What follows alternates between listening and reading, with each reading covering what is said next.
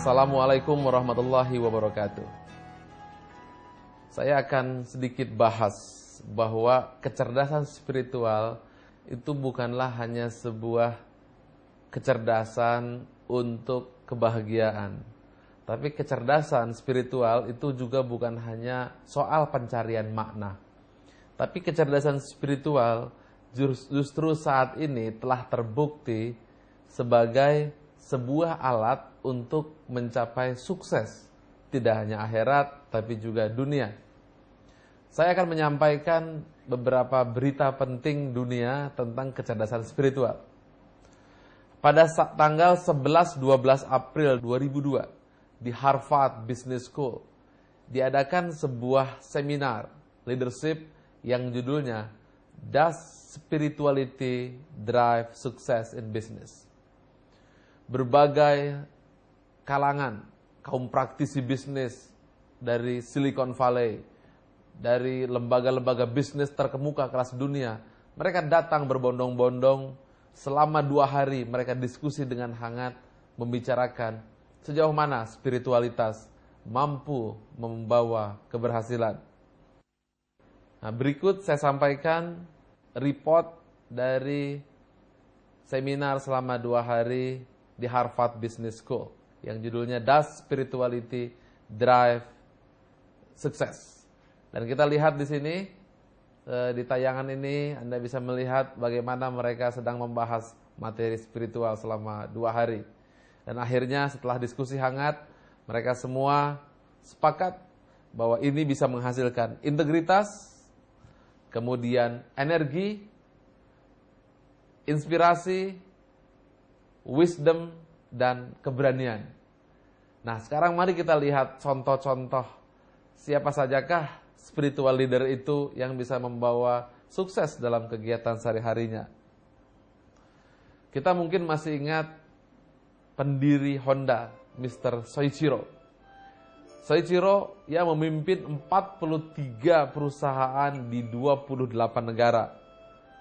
Satu hal yang unik, ia tinggal di rumah sangat sederhana, tidak punya harta pribadi, dan hobinya hanya melukis di atas kain sutra. Dan bahkan Soichiro tidak meninggalkan harta untuk anak-anaknya. Ia hanya meninggalkan ilmu untuk bagaimana hidup mandiri di dunia bisnis. Lantas apa yang sebenarnya dicari oleh Soichiro? Kita lanjutkan contoh lain.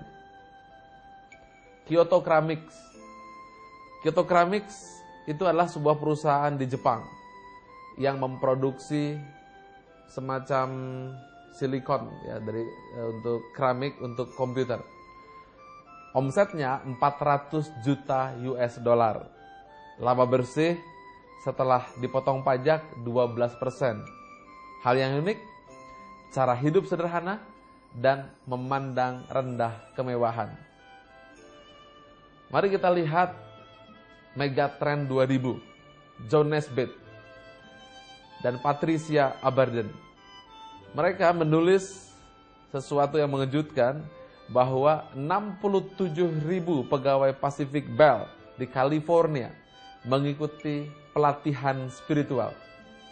Perusahaan-perusahaan lainnya adalah P&G atau Procter & Gamble, Ford Motor Company, AT&T, General Motor, dan IBM. Bahkan diberitakan pada tahun 1999, Mark Moody, pemimpin perusahaan senior salah satu perusahaan minyak terbesar dunia, Shell, ia memanggil seorang spiritualis dan memberi training atau terapi kepada 550 orang eksekutif perusahaannya. Sekarang sesuatu yang mengejutkan lagi. Profesor Dr. Guy Hendrik Kelderman, penulis buku Corporate Mystic atau Mystikus Corporate. Ia hampir 25 tahun menyelidiki dan masuk ke berbagai perusahaan-perusahaan untuk mengadakan wawancara. Tidak lebih dari 800 orang eksekutif yang diwawancarai dan diamati selama 25 tahun itu. Kesimpulannya mengejutkan. Saya katanya tidak pernah menyangka sebelumnya. Saya menemukan para mistikus. Mistikus itu semacam sufi-sufi. Justru bukan di tempat-tempat peribadatan. Tapi saya menemukan mereka di meja-meja rapat. Kemudian Profesor Guy Hendrik Kelderman juga, ia membuat sebuah ramalan yang mengejutkan. Bahwa di abad 21 ini, Anda tidak akan menemukan para sufi di tempat-tempat peribadatan, tapi Anda menemukan mereka di korporasi-korporasi raksasa. Apa itu para mistikus corporate? Mereka adalah semacam sufi. Apa itu sufi? Orang-orang yang memiliki ilmu spiritualitas. Apakah spiritualitas? Nilai-nilai luhur. Dan mereka, menurut Profesor Guy Hendrik, mereka bukan hanya bicara, tapi mereka mempraktekkan nilai-nilai spiritualitas itu di dalam perusahaan-perusahaan. Sekarang, sikap-sikap apa sajakah yang dijalankan oleh para kaum mistikus corporate itu? Kita akan bahas nanti satu persatu. Tapi Bapak Ibu, sebelum kita akan bahas, teman-teman bisa melihat bahwa Soichiro, kemudian Kyoto Ceramics, dan bermasih banyak perusahaan-perusahaan lain terbukti bahwa mereka bukanlah pencari-pencari harta. Meskipun perusahaan mereka tumbuh menjadi perusahaan raksasa, mereka tetap menjadi seorang sufi. Mereka ternyata bukanlah seperti yang kita bayangkan bahwa mereka orang-orang yang rakus, tapi mereka justru mengamalkan ilmu-ilmu spiritualitas. Inilah bukti bahwa abad 21 ini adalah abad lahirnya era spiritualitas.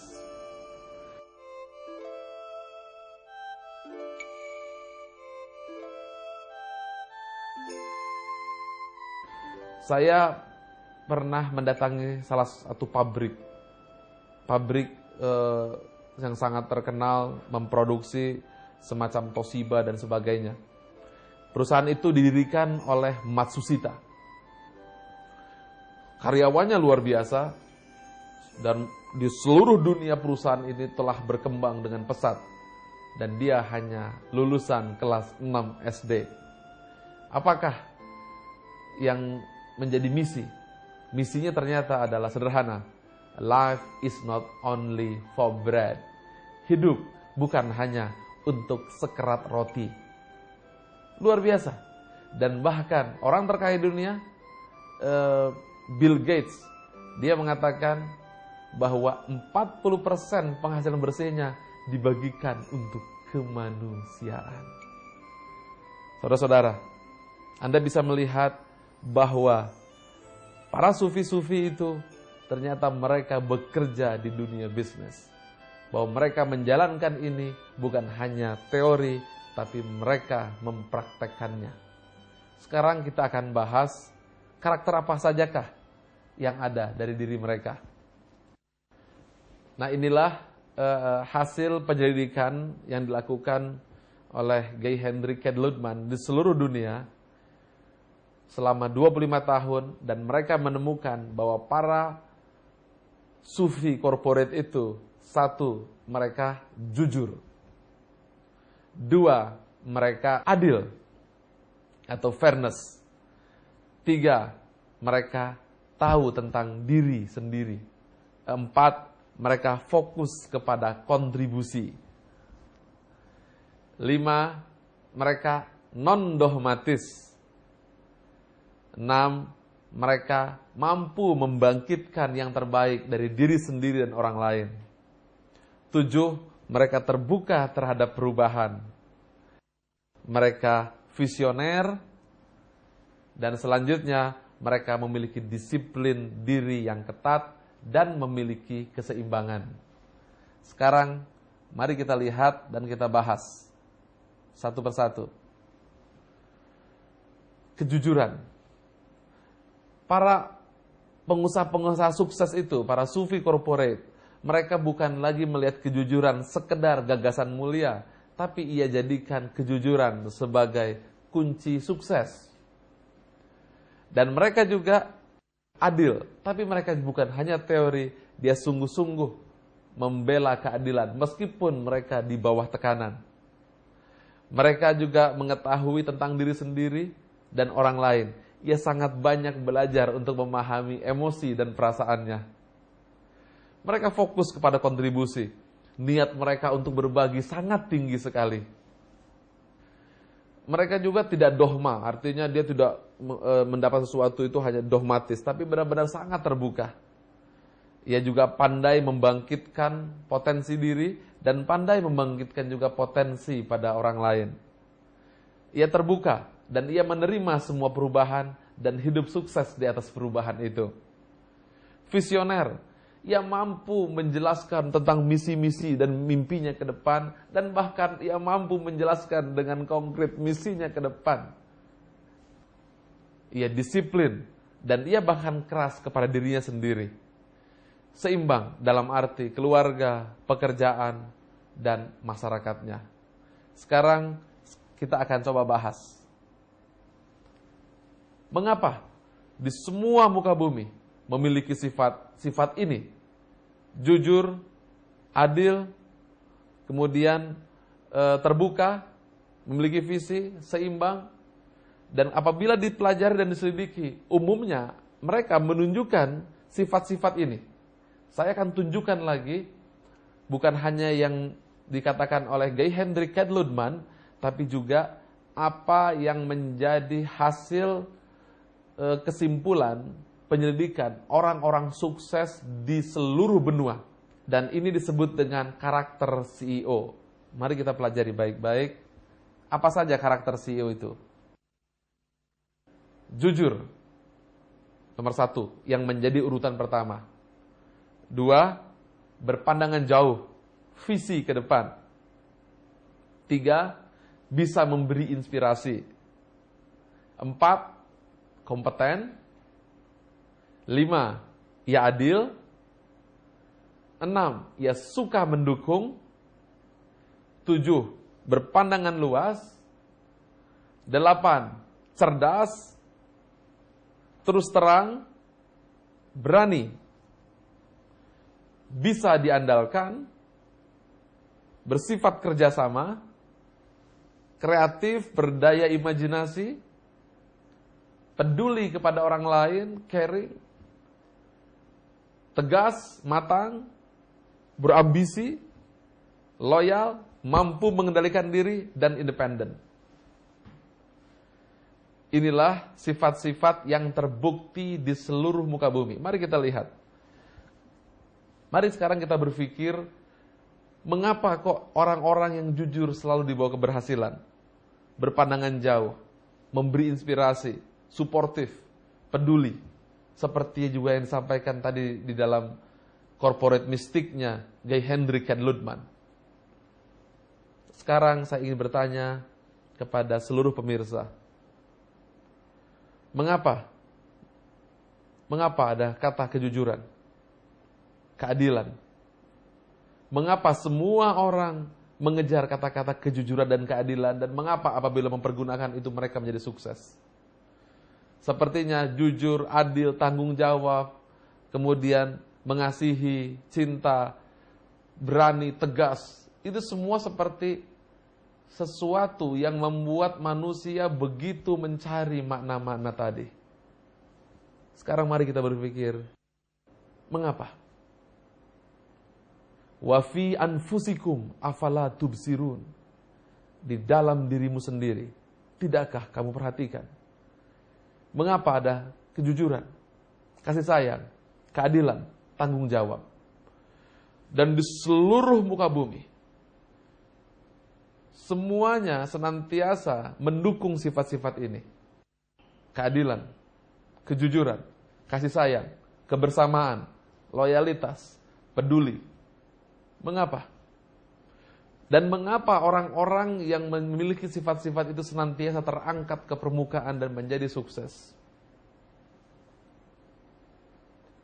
Iqra bismi rabbikal ladzi khalaq. Khalaqal insana min 'alaq. Iqra wa rabbukal akram. Alladzi 'allama bil qalam.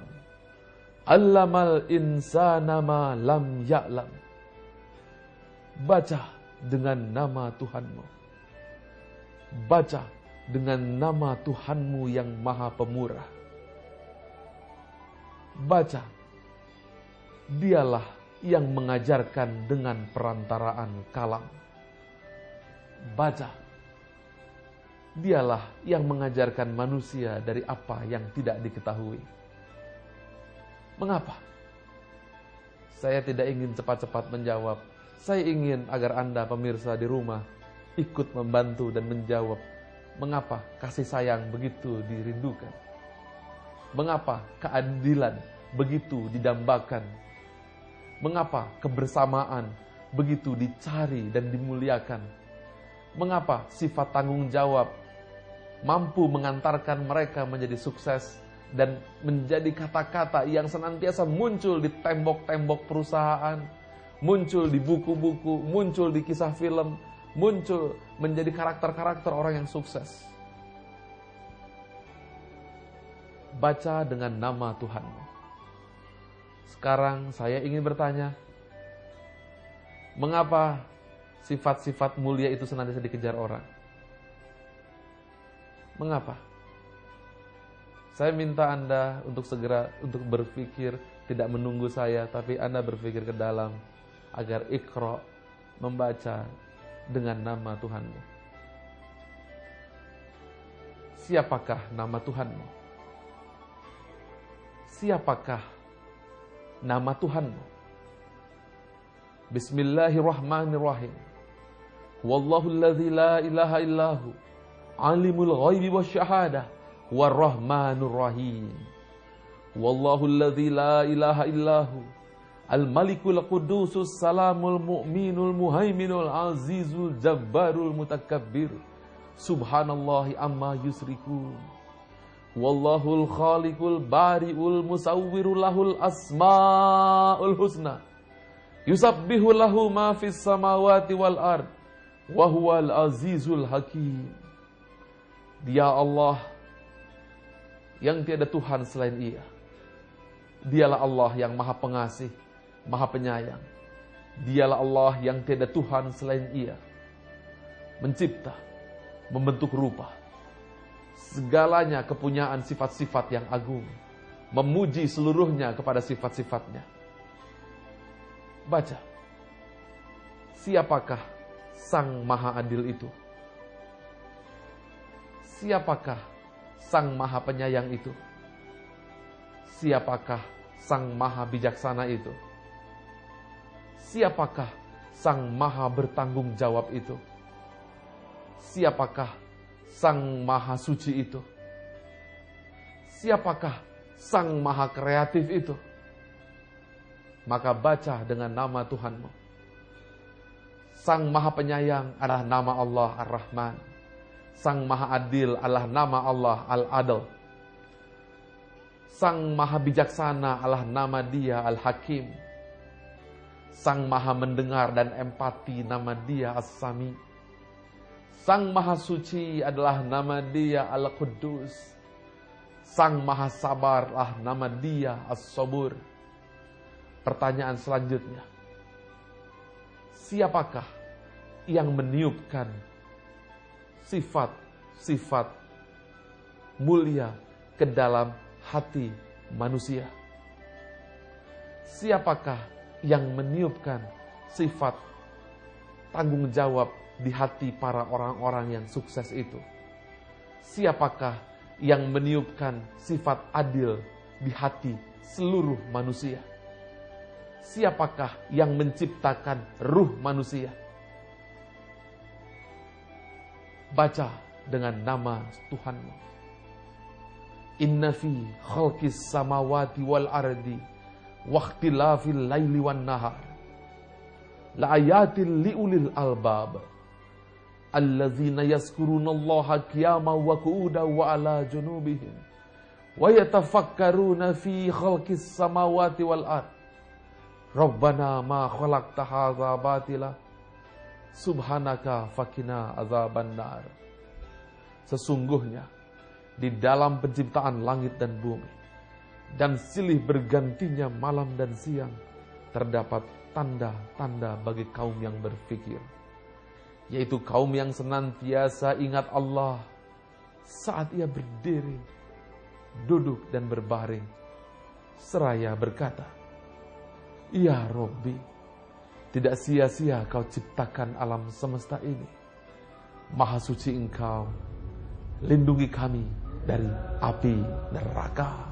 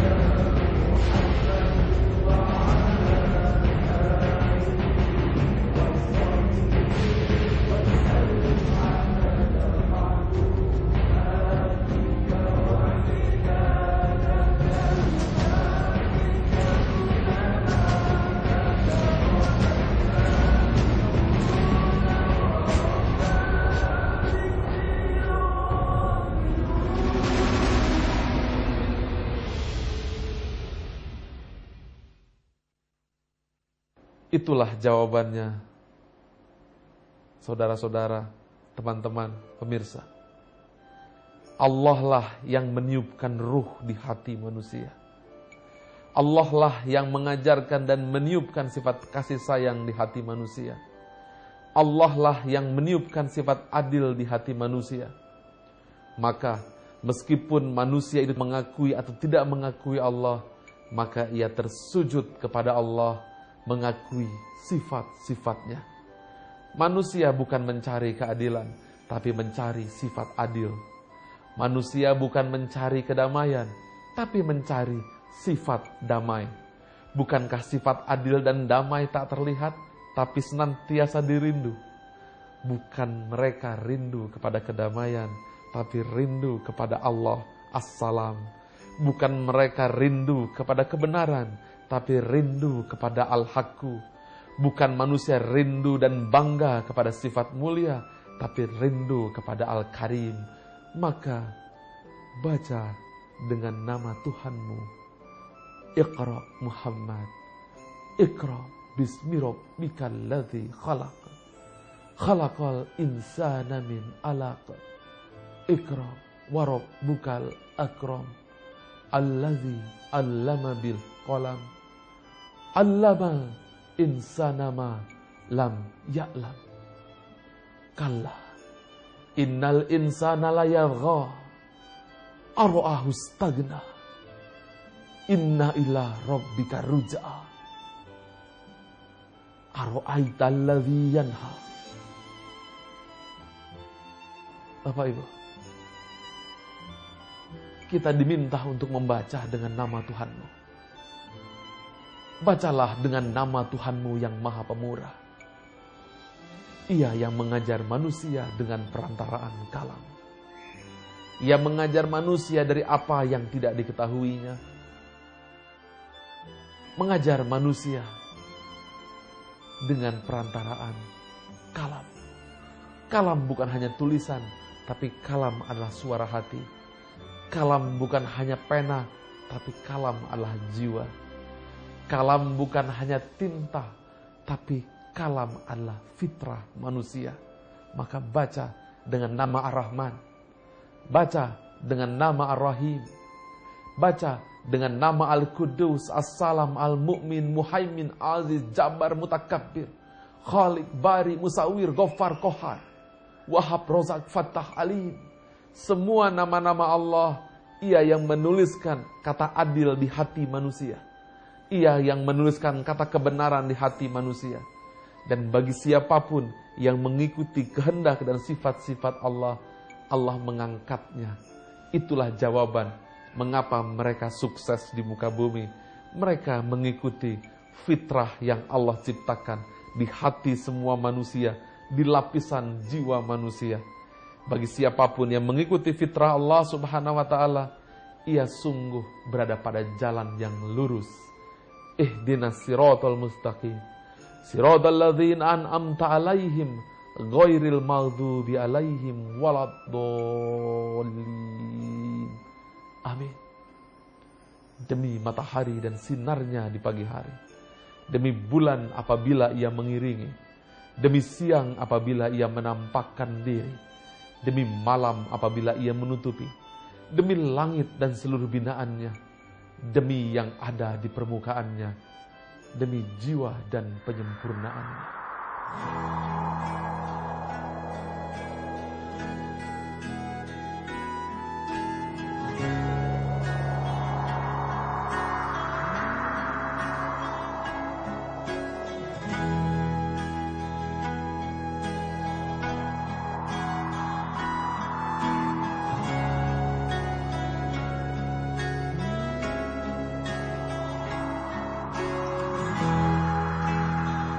Saudara-saudara sekalian, itulah jawaban rahasia yang selama ini dicari manusia. Inilah jawaban manusia yang selama ini mereka menamakannya unconscious mind atau pikiran bawah sadar. Ada yang menamakannya adalah dorongan-dorongan. Ada yang menamakannya adalah inner value.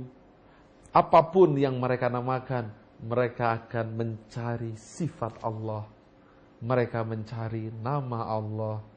Itulah kekuasaan Allah, di mana manusia akan senantiasa sujud, tunduk kepada keinginannya. baik dengan terpaksa ataupun dengan ikhlas. Dialah Al-Jabbar yang maha memastikan kehendaknya. Bapak Ibu, sekarang mari kita lanjutkan sekali lagi. Bayangkan ketika kita anak-anak. Bayangkan ketika kita waktu kecil.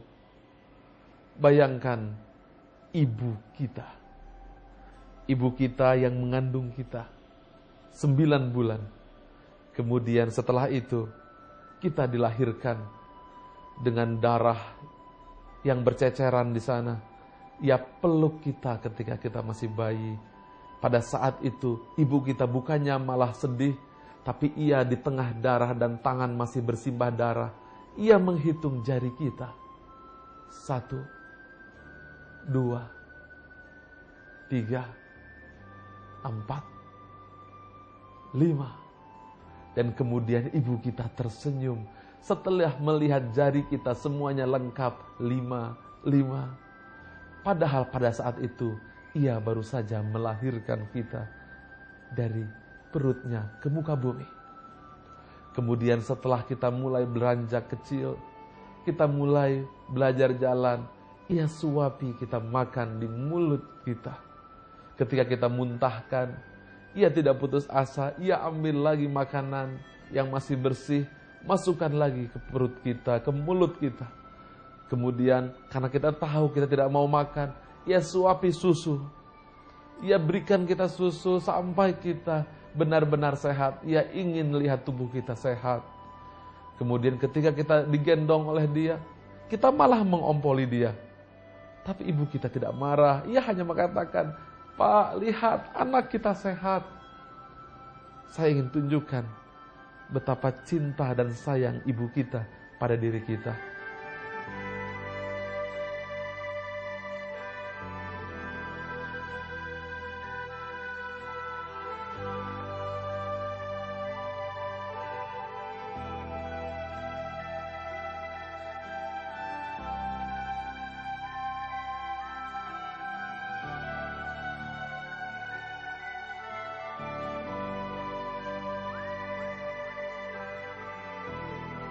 Bayangkan cintanya yang begitu tulus dan ikhlas. Sekarang saya ingin bertanya dan tolong dijawab dengan hati. Bagaimanakah perasaan kita membayangkan ibu kita? Bagaimanakah perasaan kita membayangkan ketulusan dan cinta ibu kita dan tanggung jawab yang mulia ayah kita? Anda terharu? Mungkin Anda menangis membayangkan ibu kita. Mungkin Anda merasa rindu kepada ibu. Sekarang saya ingin tanya, Anda rindu kepada sifatnya kah atau tulang dan daging ibu kita? Jujur. Ataukah bentuk tubuh reot ibu atau ayah kita? Ataukah kasih sayangnya yang Anda rindukan? Ketulusan dan kesabarannya? Betul. Saya yakin Anda akan menjawab, saya bukan rindu kepada bentuk tubuh ayah ibu kita, tapi saya rindu kepada kasih sayangnya. Bukankah seperti itu? Mengapa? Iqra. Mengapa? Mengapa? Jawab. Mengapa? Mengapa air matamu menetes? Mengapa engkau terharu dan terguncang mendengar sifat kasih sayang itu? Mengapa engkau begitu rindu? Sekarang jawab perlahan-lahan dengan jelas. Siapakah yang meniupkan kasih sayang di hati ibumu? Siapakah yang meniupkan cinta di hati ibumu? Siapakah yang menghidupkan ibumu? Siapakah Sang Maha Pengasih Penyayang itu? Dialah Allah yang menunjukkan kasih sayangnya di hati ibumu.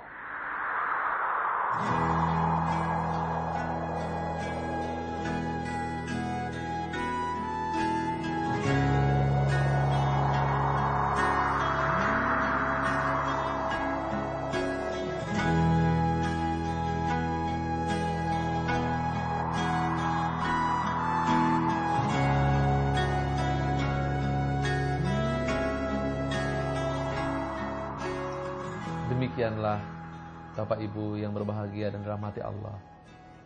Itu semua terjadi karena manusia pernah berjanji kepada Allah yang tertulis dalam surat Al-A'raf ayat 172. Bismillahirrahmanirrahim. Wa iz akhadha rabbuka min bani adama min zuhurihim zurriyatahum wa ashhadahum ala anfusihim alastu birabbikum qalu bala syahidna. Dan ingatlah ketika Tuhanmu mengeluarkanmu dari sulbi Adam, kemudian engkau bersaksi kepada Tuhanmu, alastu birabbikum, apakah aku Tuhanmu? Kita semua tersungkur dan menjawab, betul, kami bersaksi. Persaksian itulah yang membuat air mata kita menetes. Persaksian itulah yang membuat kita terharu. Persaksian itulah yang membuat kita senantiasa rindu kepada kasih sayang, rindu kepada kedamaian, rindu kepada kebenaran, rindu kepada kesabaran, rindu kepada kemuliaan. Kita bukan rindu kepada kemuliaan dan kesabaran, tapi kita telah terikat janji dengan Ar-Rahman, Sang Maha Penyayang. Kita terikat janji dengan As-Salam, Sang Maha Damai. Kita terikat janji As-Sabur, Sang Maha Penyabar. Janji kepada Al-Karim yang Maha Mulia. Baca dengan nama Tuhanmu. Wa fi anfusikum afala tubsirun. Dalam dirimu sendiri, tidakkah kamu perhatikan? Apabila mereka bertanya tentangku Muhammad, maka katakan, aku dekat. Bahkan lebih dekat dari nadi yang ada pada lehermu. Billahi taufik wal hidayah. Wassalamualaikum warahmatullahi wabarakatuh.